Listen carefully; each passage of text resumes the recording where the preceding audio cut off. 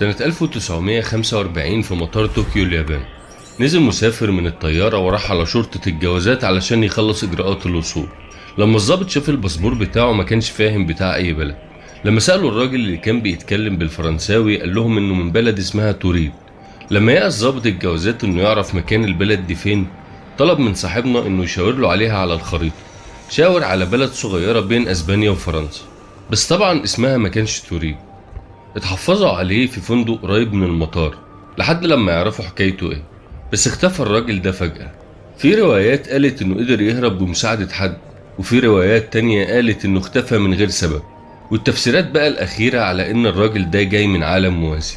عايز تعرف ايه اللي حصل مع صاحبنا ده بالظبط؟ اتفرج على الحلقة للآخر. حكايتنا النهاردة عن راجل مدينة توريد الغامضة. أهلا بيكم في الكهف.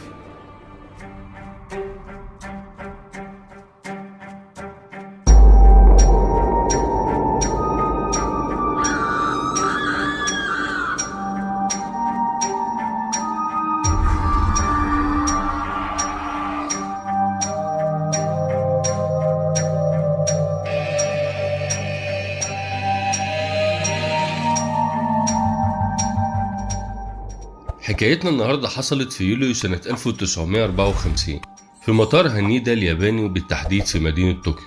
كان يوم عادي زي أي يوم في المطار، اللي مسافر واللي راجع. وصلت طيارة جاية من بلد في أوروبا. الركاب نزلوا من الطيارة رايحين على ضباط الجوازات علشان يخلصوا إجراءات الوصول. كلهم عدوا من غير مشاكل إلا واحد بس عمل قلق في المكان بين الضباط، والسبب كان جواز سفره، بالتحديد بلده. لما صاحبنا ده راح يختم الجواز بتأشيرة الدخول ما قدرش يعرف ضابط الجوازات بلده. باسبوره كان غريب أول مرة يشوفه. ضابط الجوازات طلب أمن المطار والبوليس، اللي أول لما وصلوا سألوا صاحبنا عن بلده. قال لهم إن اسمها توريد. طبعا محدش سمع عن اسم البلد دي قبل كده. الغريب بقى إن باسبور صاحبنا كان مختوم من أكتر من بلد، والأغرب إن دي مش أول زيارة لصاحبنا في اليابان، ده طلع زارها قبل كده مرتين. صاحبنا قال لهم انه شغال في شركة ليها فرع في اليابان، وكمان عنده حجز في فندق. كمان محفظته كان فيها عملات كتير من اكتر من بلد. عرفوا كمان انه بيعرف يتكلم ياباني و13 لغة تانية. اخدوه اوضة التحقيق، جابوا خريطة قدامه علشان يشاور على مكان بلده. شاور على بلد بين فرنسا واسبانيا اسمها اندورا، واندورا دي بلد صغيرة بس مستقلة. حاول الضباط يفهموا صاحبنا ده ان البلد دي اسمها اندورا مش توريد، بس هو كان مصمم على كلامه. لما فحصوا الباسبور والورق اللي معاه طلع انهم مش مزورين والاختام كلها سليمة. بس الشركة اللي قال ان ليها فرع في اليابان وعنده اجتماع فيها قالوا انهم ما يعرفوش حاجة عنه.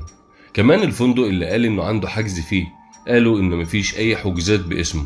ما كانش فيه حل عند شرطة المطار غير انهم يسلموه للشرطة وهم يتصرفوا معاه. حجزوه في فندق قريب من المطار في أوضة مقفولة من غير لا بلكونة ولا شباك علشان ما يحاولش يهرب. ده غير كمان ان كان في 2 عساكر واقفين على الباب 24 ساعة. تاني يوم لما البوليس راح له الأوضة علشان يكملوا تحقيق معاه، هنا كانت المفاجأة. صاحبنا ده ما كانش موجود في الأوضة.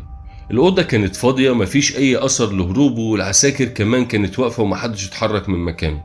لما رجعوا ياخدوا باسبوره وورقه من شرطة المطار علشان يحاولوا يعرفوا أي حاجة عن صاحبنا ده، لا الباسبور ولا الورق كانوا موجودين. زي ما هو اختفى فجأة من غير سبب، كمان ورقه اختفى زيه.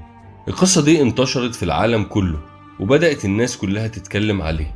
في اللي قال ان صاحبنا ده ممكن يكون جاي من عالم موازي، وفي اللي قال انه مسافر عبر الزمن.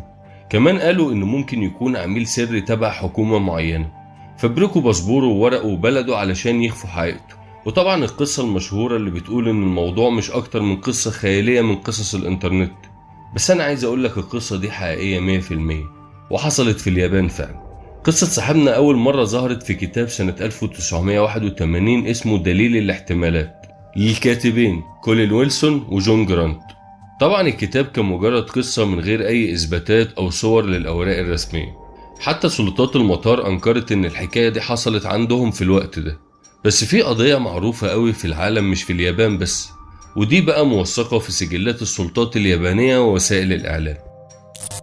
القصة بدأت في أكتوبر سنة 1959، مش 1954 زي القصة اللي قلتها لك، بس تعتبر نفس الفترة. القصة برضو حصلت في اليابان، بطلها محدش يعرف أصله منين. هو قال إنه أمريكاني وعاش في بريطانيا وألمانيا وأمريكا اللاتينية.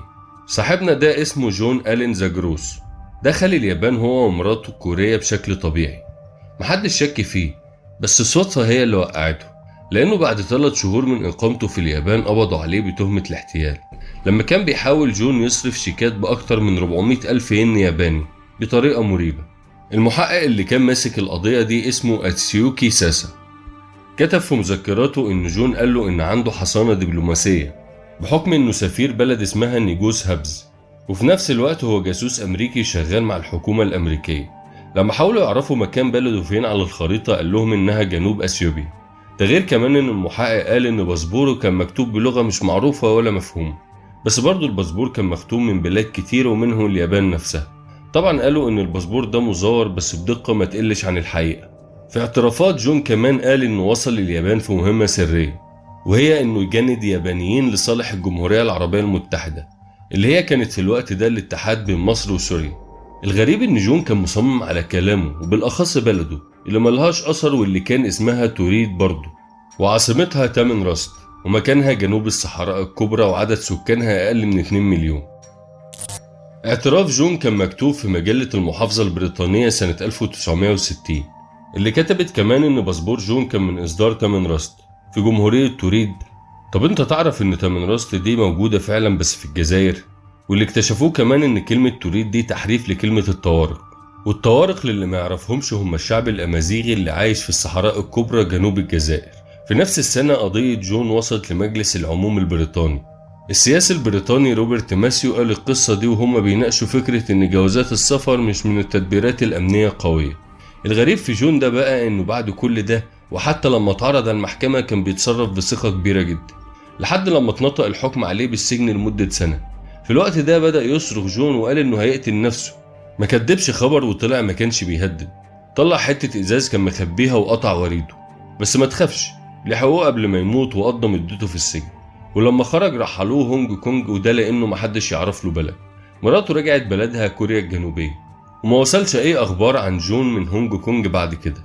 الراجل اللي اخترع بلد وعاصمة ولغة وباسبور ولف العالم كله من غير ما حد ياخد باله منه. الإعلام الياباني اتكلم عن الحادثة دي ووصلها للعالم كله، لحد لما وصلت للكاتبين كولين ويلسون وجون جرانت اللي ألفوا كتاب دليل الاحتمالات، اللي طلعوا الراجل ده بدل ما هو نصاب ومزور محترف لراجل جاي من عالم موازي واختفى فجأة. زي ما سمعت القصتين قريبين من بعض جدا لدرجة كبيرة، ومن كتر ما انتشرت القصة المتألفة على السوشيال ميديا محدش كان يعرف الحقيقة. وعايز اقولك لحد دلوقتي وانت بتتفرج على الحلقة دي في ناس ما تعرفش حقيقة القصة دي وفاكرين ان في واحد من عالم موازي. لحد النهاردة محدش قدر يفسر او يثبت ان في حاجة اسمها عالم موازي. وعايز اقولك ان مفيش عالم موازي حقيقي غير البرنامج اللي انا بقدمه لك ده. مالكش حجة بقى، اعمل لايك وشير لو الفيديو عجبك، واشترك في القناة لو ما كنتش مشترك، وعيش مع المصادر تحت. استنوني في الحكاية اللي جاية. سلام.